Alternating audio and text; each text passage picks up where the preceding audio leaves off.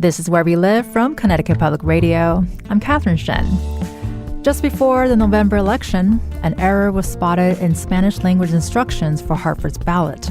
To make sure this was corrected before November 7th, election officials included an additional piece of paper with the ballot that had the correct instructions in Spanish.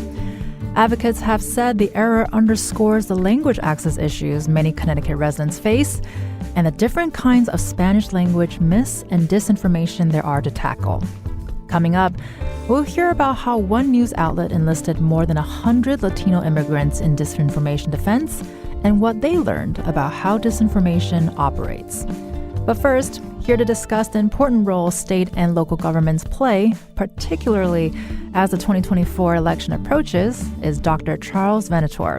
He's the faculty director for UConn's Puerto Rican Studies Initiative and director of El Instituto, the Institute of Latino, Caribbean, and Latin American Studies. Welcome back to Where We Live, Charles. Thank you. Good morning. And with us also is Nellie Gorbea. She's the visiting senior fellow on cybersecurity at the Pell Center and the former Secretary of State of Rhode Island. Thank you so much, Nellie, for being with us today. Good morning. And for our listeners, you can also join the conversation. Find us on Facebook and Twitter at Where We Live. So Nellie, we'd love to start with you if you can help us begin with defining some terms for us. How would you distinguish the differences between mis, dis, and even malinformation? Yes, thanks. And I think this is really important because there's different ways in which false information is being promoted and distributed. So misinformation is information that's false, but it's not created to cause harm. So there was a post that was sent out with, polling locations, but there was a typo in it and there was a mistake because it happened to be a special election and they've changed polling locations. There was no intent to do harm. That's misinformation because it's misinformed. Disinformation is false information that was deliberately created to cause harm. So, and this predates the era of social media and the internet. I mean, back in the old days, it was flyers put into neighborhoods, with, purposely containing, wrong information or allegations that were, invented and things like that. More recently, it could be like, purposely sending out the wrong date for when an election is being held, right?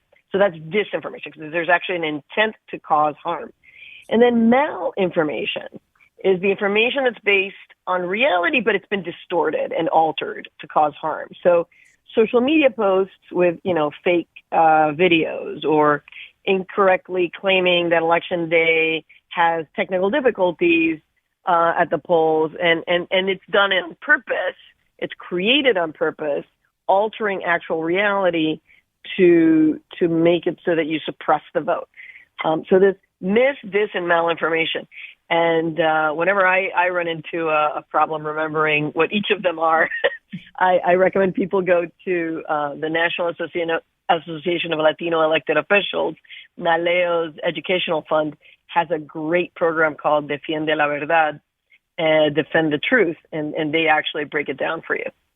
Well, that's excellent advice. Thank you so much for adding that to our arsenal of information. And Charles, I want to ask, so it sounds like this ballot typo in Hartford could be qualified as misinformation. What was your reaction to that incident? What was going through your mind when you first heard about it? Well, thank you. And this is really helpful, by the way, this list of terms. Two things were going on. One is that it's 2023. We've had several Puerto Rican mayors. We have a president of the city council is Puerto Rican, Mali Rosado. So you have a large population of Puerto Ricans, and it doesn't make any sense that at this stage, this ballot error should have happened. And it took a while, took public sort of denunciation to correct at least that part of the ballot issue. My concern is, and I agree, this is a form of misinformation, is that Puerto Rican voters and Latino voters in general may be discouraged from participating when they see these types of typos, and it sort of sends a message that the city government doesn't care that much for voters. And when we have low voter turnout, this can contribute to discouraging higher participation. And Nellie, sort of as a follow-up, if, I would actually like to ask for your reactions about this typo as well, using it as a kind of example of the issue that we're talking about. And also, if you can talk about the important role of government here, actually. Yeah.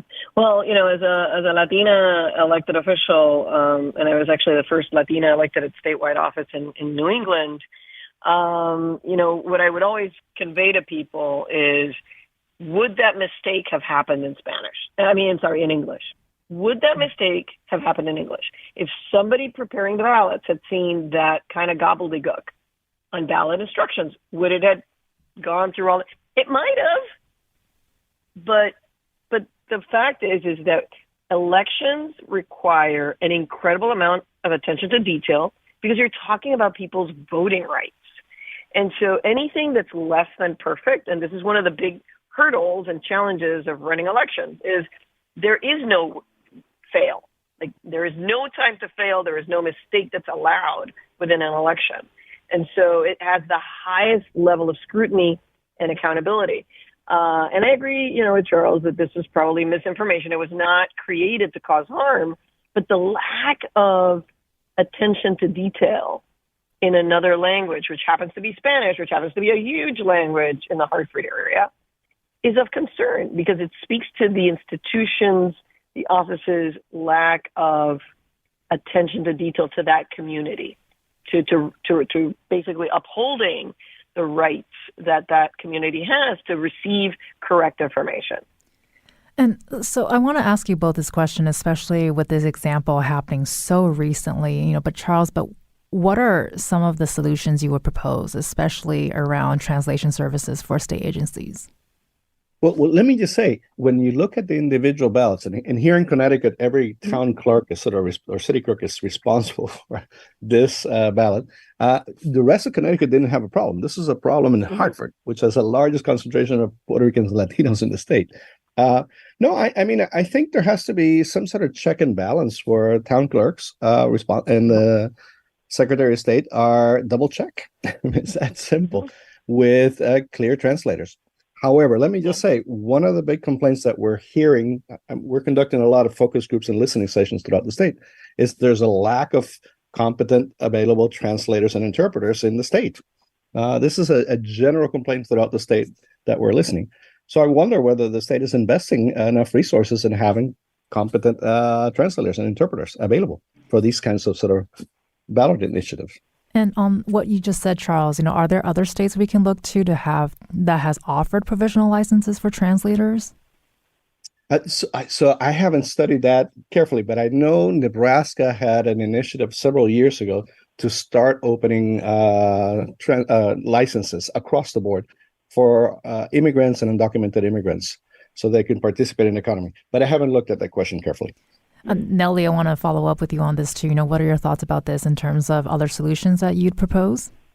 No, well, so in Rhode Island, in my office, and unlike Connecticut, my office, right, when I was Secretary of State, is actually responsible for preparing all ballots in the state. And there are like over 400 different ballot styles by the time you get to a full-blown presidential election cycle. This is where I tell people, diversity is good.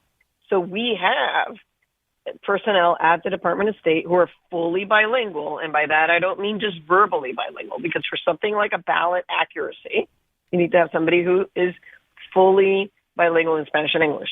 We are fortunate in Rhode Island that the only other language really that passes the voting rights threshold is Spanish. There are jurisdictions where, it's a dozen different languages. I mean, the city of New York is, or somewhere like LA has a much higher burden to deal with. But Connecticut and Rhode Island have a fairly low burden to deal with, and a wealth of population that can absolutely be recruited into these jobs. And I'm not saying just hire somebody to be the interpreter. No, that when you open up positions, whether it be your deputy secretary of state, whether it's your deputy assistant in the elections office, that some real serious recruitment happens in communities that can help fill those gaps. In this case, the Latino, Spanish-speaking community. Those people are out there. They can be found, but you have to go beyond the usual, networks that you've been posted jobs in to get those people recruited and into the pipeline and then evaluated so that you hire the right person. So, I mean, none of this is rocket science, to be honest. Right. And Charles, we know you're working on an oral history project around Puerto Rican Day parades here in Connecticut. And through that, you actually discovered some pretty surprising evidence of translation services that may have previously been in place. Can you talk about that? So yes, so we're doing an archive, newspaper archive and oral histories archives of all the Puerto Rican Day parades in the state of Connecticut since the 1950s, although they started in the 1960s. And what we found early on is particularly for sponsored migration, mostly from Puerto Rico, that city government and state government were working with companies to provide interpreters and translators, and they were partially funding translators and interpreters all across the board. So there was a more active involvement by the state government and city government to help with translation services. And that sort of faded away over the past couple decades. So now it's a sort of more you're on your own, or if the company has its own resources, it will address it. The other challenge that we're finding is that we're not seeing enough translators and interpreters available in state agencies or around, even though, again, Connecticut has a really high population, almost a fifth of the population is Spanish speaking in the state of Connecticut. But for some reason, that hasn't been a priority here in the state. And Nellie, as you continue to sort of process this, you also recently hosted a workshop for Latino elected officials in Rhode Island, Connecticut, and Massachusetts to address mis, dis, and malinformation. Can you tell us about this workshop? And can you also share, what are some of the takeaways that you got from this?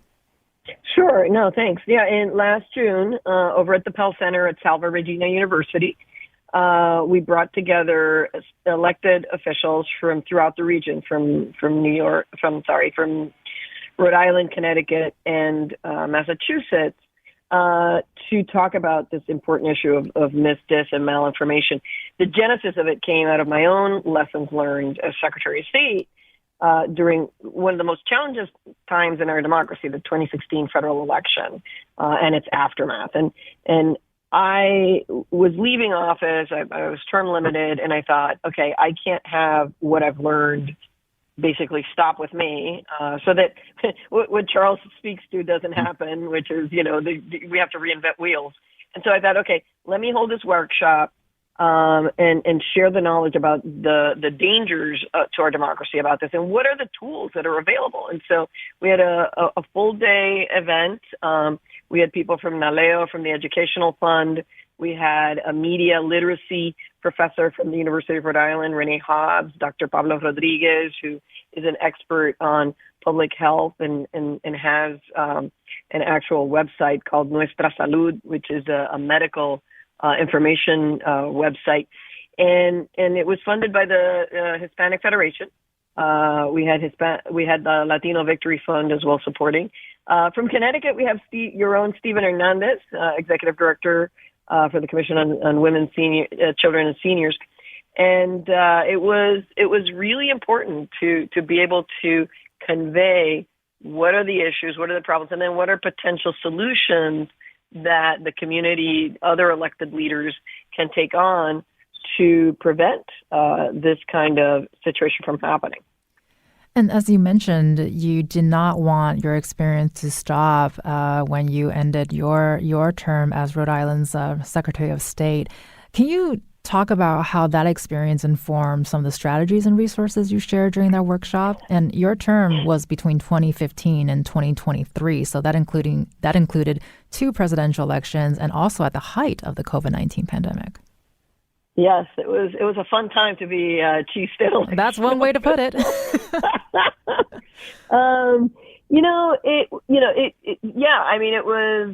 was very interesting. I had come into the office as having been a former Deputy Secretary of State and having had a lifelong interest in civic engagement. So I thought I knew pretty much what I was heading into when I became elected Secretary of State. The 2016 election really put that notion to rest. In 2017, the outgoing Obama administration suddenly announced that they were making elections critical infrastructure. None of us knew what that meant. There was this big flurry. I mean, it was, this is the election where Trump won and Hillary lost, and so everybody's emotions were all raw, and it seemed odd to have an administration try to make something so big happen in the last month.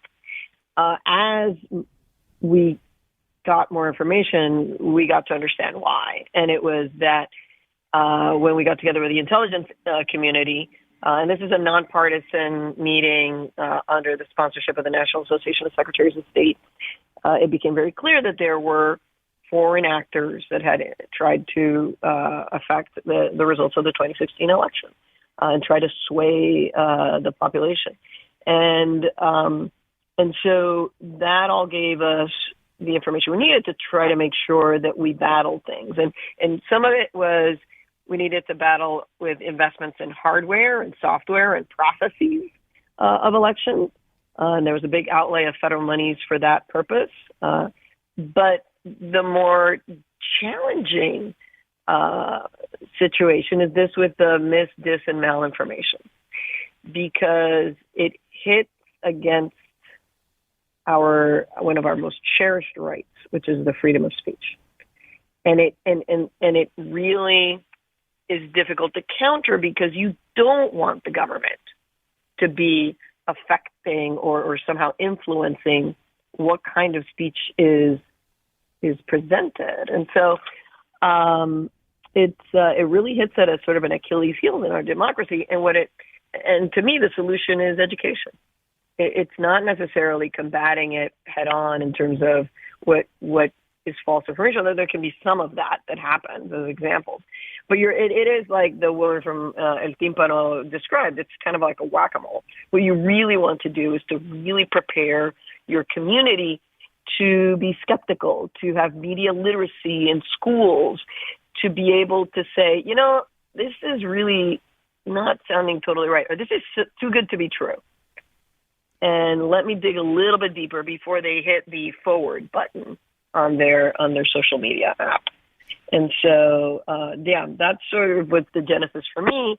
And it impressed on me the importance of passing this knowledge forward so that we can continue to invest in improving media literacy among immigrant communities. I mean, one of the scariest things that I found was that when I was able to ask social media companies, representatives from Facebook, Twitter, WhatsApp, about what did they do when they encountered false information, blatantly false information on their programs, there was just silence.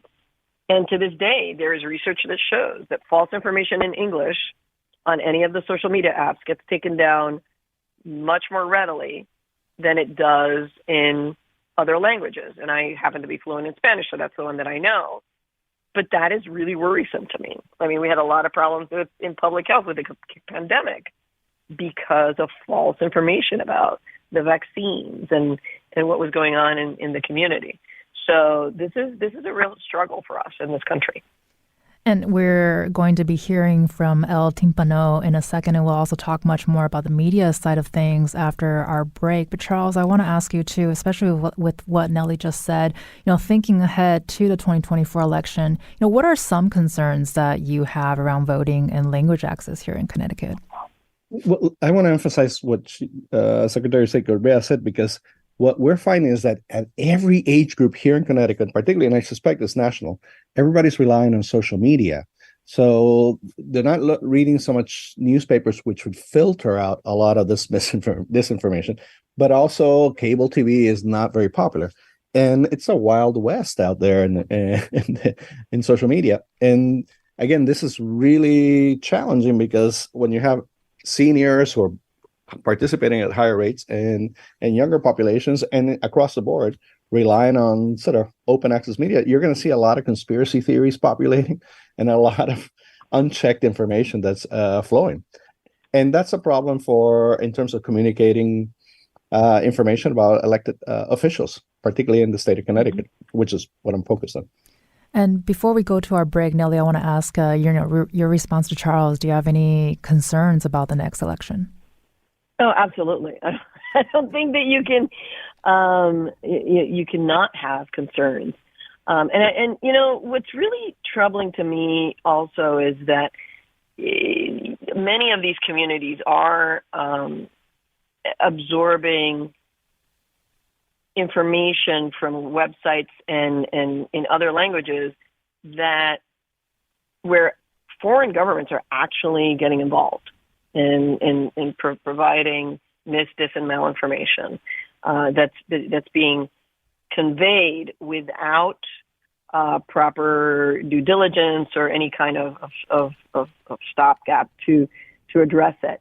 But I have to say, I mean, Connecticut, in many ways, you're the largest population here that we're talking about are Puerto Ricans, and Puerto Ricans have a right to receiving their voting materials in both Spanish and English, and so it seems to me that a lot more attention needs to be placed to make sure that people are getting, correct information and that they're getting it from trusted sources. That means that government offices need to have people who are multilingual to be able to serve their taxpayers, to serve their communities in an appropriate way. And really quickly, because you touched on it a little bit just now, but can you talk about how it's important also to fold in other languages beyond Spanish to this conversation? No, absolutely. I mean, and I get it. I've been in elected office.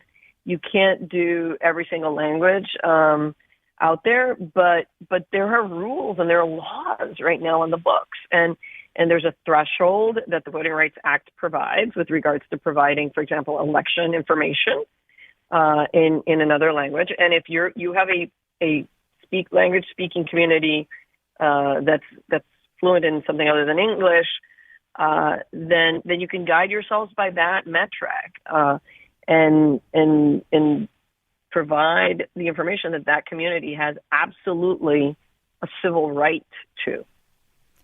You've been listening to Nellie Gorbea. She's a visiting senior fellow on cybersecurity at the Pell Center and the former Secretary of State of Rhode Island, as well as UConn's Dr. Charles Venator.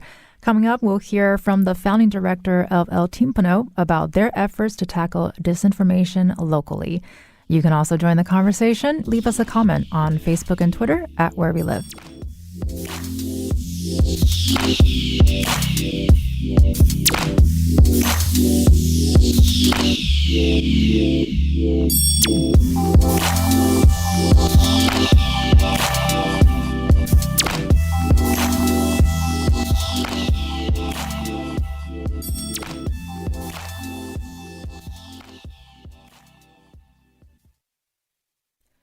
This is Where We Live from Connecticut Public Radio. I'm Catherine Shen. Trusted new outlets play a massive role in countering mis- and disinformation just by doing what we do best. That was what our next guest realized after leading 100-plus Latino immigrants to tackle disinformation.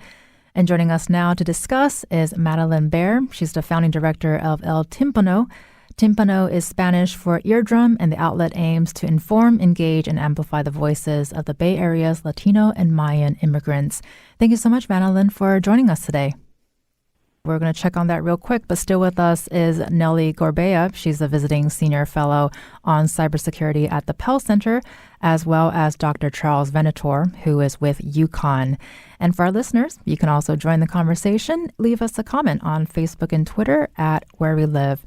So, Charles, as we wait for Madeline to come on, can we talk about how important is this community-based approach in thinking about mis- and disinformation? It's crucial. And let me tie in a really important issue here in Connecticut. Connecticut has a closed election system. So when people arrive to Connecticut, they generally have to register in a political party to participate in the conventions, to identify potential candidates, and then you have to be registered in a political party to participate in primaries. Most Puerto Ricans and Latinos tend to be encouraged to identify as independents or unaffiliated, rather, so they don't participate in the conventions or primary process. And to this extent, they end up in the elections without necessarily having general knowledge or in-depth knowledge of the candidates. So this community-based approach is really crucial because it compensates for the lack of political participation of Puerto Rican and Latino electors in this whole year-long process that begins in the spring, culminates in August, and then we have an election. And it's these community-based organizations that oftentimes have the more direct access to address that lack of information, lack of political socialization among electors here in Connecticut. And really quickly, just want to check if Madeline is on the line. Madeline, are you there? Hi, good morning. Good morning. Nice to hear you. Sorry that we missed you a little bit earlier, but glad to have you back online. We have Madeline from El Timpano. We just finished up a conversation earlier about the important role that government has in curbing misinformation. So we'd love to get your thoughts about the big picture, about the role that the media plays in addressing and disinformation. Yeah, thanks for having me part of this conversation. So El Timpano is a civic media organization. All of our strategies have really been designed with and for Latino and Indigenous Mayan immigrants of the San Francisco Bay Area. And I founded it really because I saw there was a big gap in information that serves this community, that, we conducted surveys and listening sessions to really hear from Latino immigrants about what they wanted to see in local media. And the number one response we received from our survey was simply más información, more information. I've heard some of the other guests already speak about this, that when it comes to Latino immigrants and other communities of color across our country, they experience inequitable information, and that goes from everything from lack of translated materials from government agencies, but also, a real lack of local news. I founded El Timpano because, I myself am not Latina. I'm white, I'm college educated, and I married into a Latino immigrant family and saw that, I have so many more options for quality local information than my in-laws. Just because I speak English and I have access to a smartphone and subscribe to digital newsletters. And so, what El Timpano has found, and we really ramped up our work to prevent and address disinformation during the COVID-19 pandemic. And we found that really disinformation thrives in this void and a lack of information. There was in 2021, we reported on a surge of COVID cases that winter. And a mother featured in that story, she had COVID and she was trying her best to isolate in her home. And she told us that she was taking home remedies, essentially a tea to cope with her symptoms because she hadn't received any information from the local public health department. And so she was making this tea that a relative passed to her on WhatsApp. And she told us herself, I know this is probably not the best remedy to address this illness, but it's all the information I have. And so I think that big picture is one of the big takeaways that we've found is, really to address disinformation, we need to provide people with reliable, accessible, and trusted information in the first place. And so you started this Disinformation Defense Initiative 2 years ago. Can you talk about why it was so important to decentralize the approach? Yeah, at that point especially, so many efforts to address disinformation really were based on this fact-checking approach of, if we could just fact-check every piece of disinformation that is swirling through our community and let people know that that is not correct and share that around. For us, that didn't make sense for a few reasons. First of all, we're a tiny organization, and there is simply no way that we, but also that media outlets much bigger than us could surface and fact check every piece of misinformation that might be circulating among our audiences. But secondly, You know, we were really inspired by this approach of public health education called promotores that was really developed in Latin America and has really taken on popularity among Latino communities in the U.S. And promotoras really, it means essentially ambassadors. And the way it works is really by training community members themselves to be trusted messengers of verified public health information.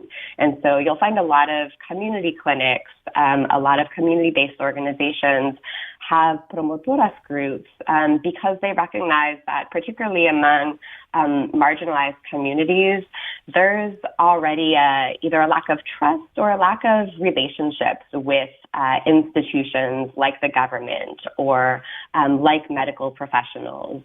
And so we were really inspired by the promotoras model and decided, you know, instead of us trying to verify every single piece of misinformation, let's train community members themselves. Let's train the mothers, the neighbors, the teachers, the kind of informal community leaders among our community to themselves be able to identify disinformation. And so that's really how our Comunidades Informadas initiative developed. And so we worked with our own audience. We worked with local community-based organizations and with experts on disinformation to develop a training that really is designed with and for Latino immigrants to provide them with basic understanding of how disinformation works, why it is that their community is targeted with disinformation, and what are some basic steps that they can take to defend their communities and stop the spread of disinformation among their communities. And so it's about decentralization, but also localization. Madeline, earlier you mentioned the importance of local news and media as well. You recently wrote a piece reflecting on 2 years of running this initiative and included 5 lessons learned. And one of the 5 that you listed is the most common ways people experience disinformation may not be what you think. Can you talk about that more, especially since, you know, we've been talking about elections, we've been talking about pandemic-related disinformation, but it goes way beyond those 2 focuses.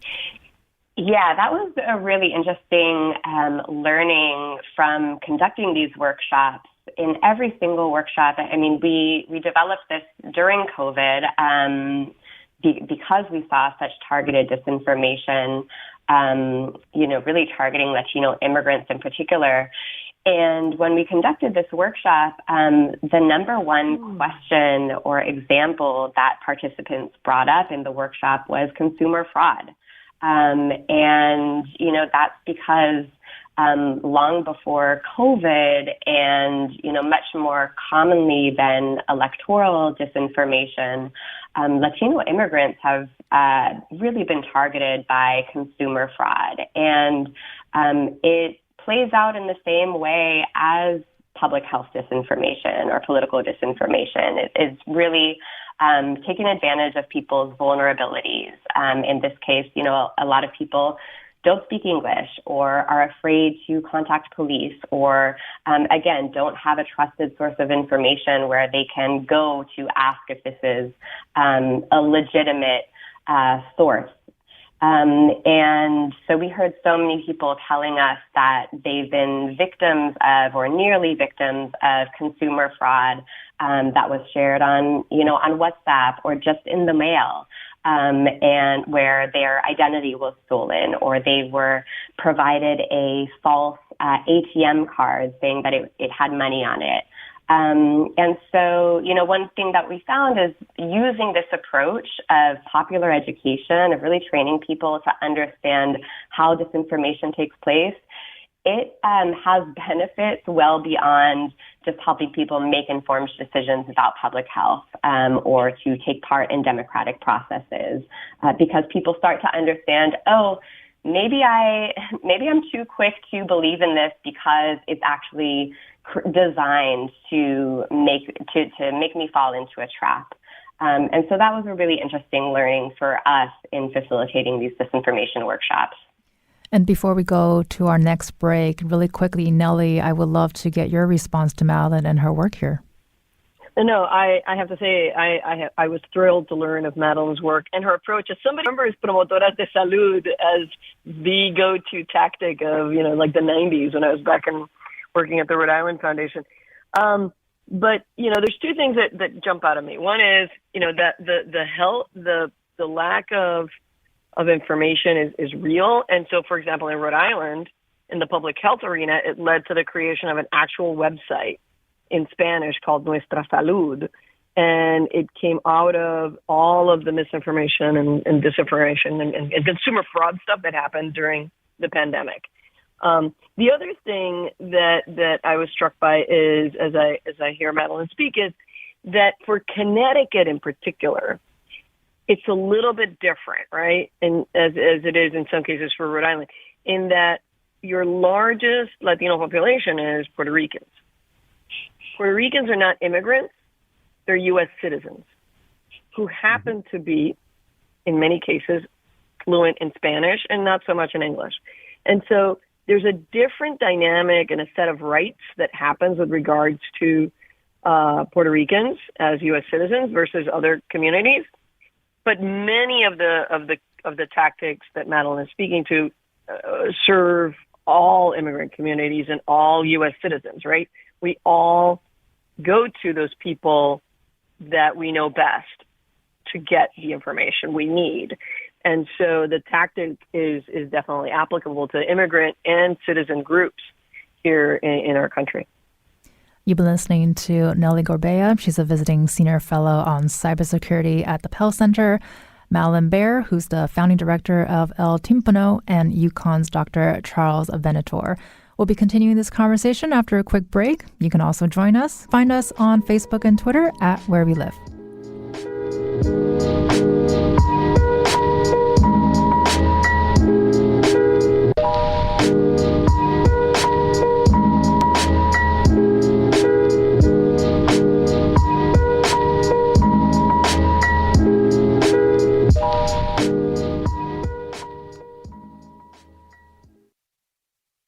This is Where We Live from Connecticut Public Radio. I'm Catherine Shen. This hour, we're discussing Spanish language myths and disinformation and some of the efforts to address it around where we live. Back with us is Dr. Charles Venator. He's with UConn, and Nellie Gorbea. She's a visiting senior fellow on cybersecurity at the Pell Center, and Madeline Baer, who's the founding director of El Timpano. And for our listeners, you can also join the conversation. Leave us a comment on Facebook and Twitter at Where We Live. So, Charles, with everything that we've said this hour, we'd love to get your thoughts on the Spanish language media landscape. And can you talk about what are some of the challenges that you're seeing? Great question. It's really interesting because Connecticut has actually a pretty decent outreach. Yeah, there's a lot of radio outreach. Connecticut Public has an initiative, not just in the state, but also with Puerto Rico, which is really interesting because I get phone calls all the time about reports that happen here in Connecticut from Puerto Rico, because they're in Puerto Rico, in El Nuevo Dia, there's an initiative where they're doing some coverage here in Connecticut and throughout the United States. But one of the challenges that we're finding is that there are great sources in TV, radio, and internet, but a lot of people are still getting their information from social media. And as Secretary of State Gorbea said, sometimes that's coming from outside of the United States in unregulated ways, or at least not careful ways. So we're still seeing a lot of people relying on their phones to get information. And there is a lot of misinformation that's floating around and a lot of misunderstanding of politics here in the state. And so Latinos generally have higher than average levels of trust in Spanish language news. What kind of opportunity does that present? And especially with what you just shared, a lot of people who come to the States still rely on the media from their native country. So does that have an impact? Yes. Well, again, and as Secretary of State Gorbea said, Puerto Rico has, Connecticut has a higher proportion of Puerto Ricans, or the Latino population in the state is primarily Puerto Rican, at least half of them. And they're getting fairly clear information from Puerto Rico as well as Connecticut. My concern is here in Connecticut is that there are all these networks of information sharing that sometimes rely on, again, social media sources that are promoting conspiracies. And I'm not sure how to tackle that one here other than media literacy and keep pushing campaign information. Mm-hmm. But it's really hard. Right. And yeah, go for it, Nellie. If I could jump in, I mean, I think one of the other insights that I shared from this recent blog on what we've learned addressing disinformation is, it's not only our popular education model, but I think what has really made an impact for El Tímpano in addressing disinformation among our audience is that our primary platform for providing information in Spanish is really a two-way communications platform. We primarily use text messaging to reach our audience of Spanish-speaking immigrants. And what that means is that not only can we provide information, and in 2021 in particular, so much of our work was really just to help people navigate the COVID-19 pandemic. Next year, certainly we'll be focused a lot on the election. But not only were we able to provide in that period information about, the latest public health policies, the status of vaccinations, but we were also able to respond to people's questions and invite people to ask us questions. And in 2021 alone, we answered more than 1,500 questions from our subscribers. And I really think of that as preventative, like a way to prevent disinformation, because so many of the questions were really about personal health issues that weren't otherwise addressed in general public health campaigns. And so if our subscribers didn't have a source to go to ask those questions, many told us they may not have gotten a COVID-19 vaccine because they simply had lingering questions that were keeping them from getting vaccinated. And through our two-way communications platform, we were able to provide them a source to ask and to find answers. So I think that's one other aspect of, just how media can innovate to address disinformation and kind of try to fill that void of information that otherwise disinformation can easily fill. And Nellie, with what Madeline just shared, especially with such a focus on public health and personal health and able to sort of field those questions from their subscribers, what are your concerns around public health information, especially? You were the Secretary of State for Rhode Island through the height of the COVID-19 pandemic, so we'd love to get your thoughts on this. No, absolutely. No, what Madeline is calling attention to is fantastic. And I would say that we need greater funding of these kinds of efforts. They're not cheap. This is not like putting stuff up on a website or sending out texts by bots. This is actually answering people's questions and having those dialogues at a very granular level. And so that costs money. And so we need to make sure, and now I'm going to put my elected official hat, that money is being put into these efforts, either by the philanthropic sector or by the governmental sectors, to help promote accurate, sort of information getting to various communities. We need greater funding of centers of research, like at UConn, the Institute for Latino, Caribbean, and Latin American Studies, because that's where the research is happening that can then help combat this disinformation and misinformation. And finally, we need to put social media companies on watch, and on call, as well as governmental offices. The same things that you're doing for your English language dominant communities, you need to be also doing that for other communities in other languages.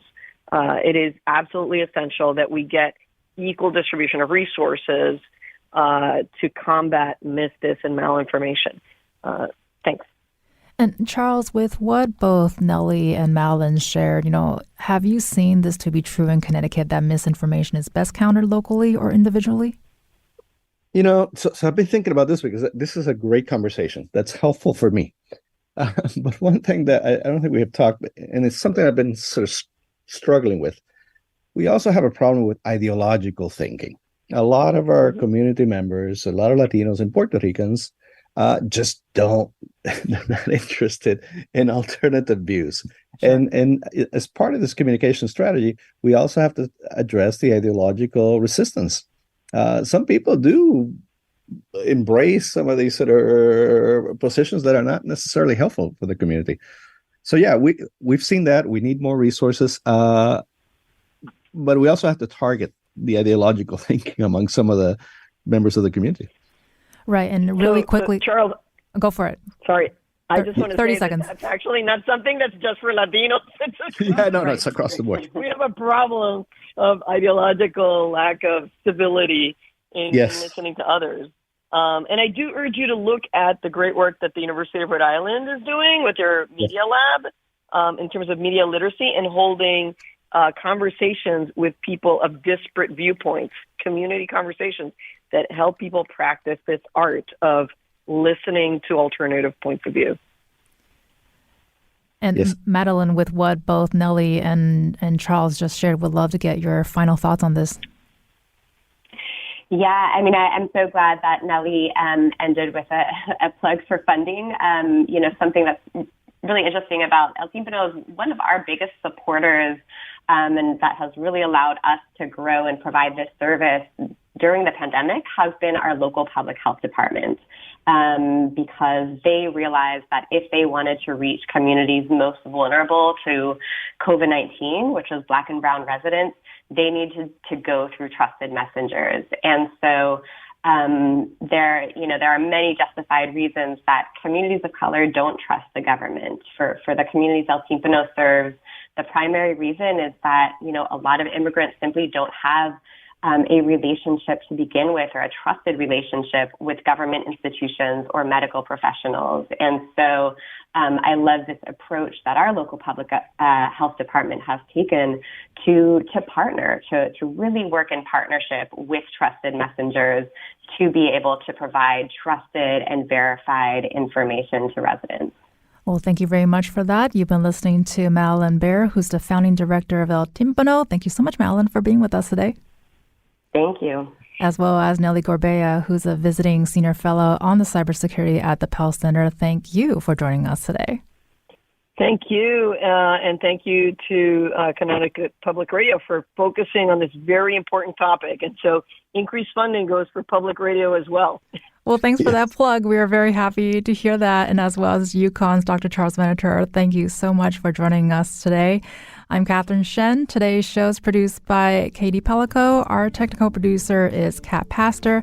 Download Where We Live anytime on your favorite podcast app. And thank you so much for listening.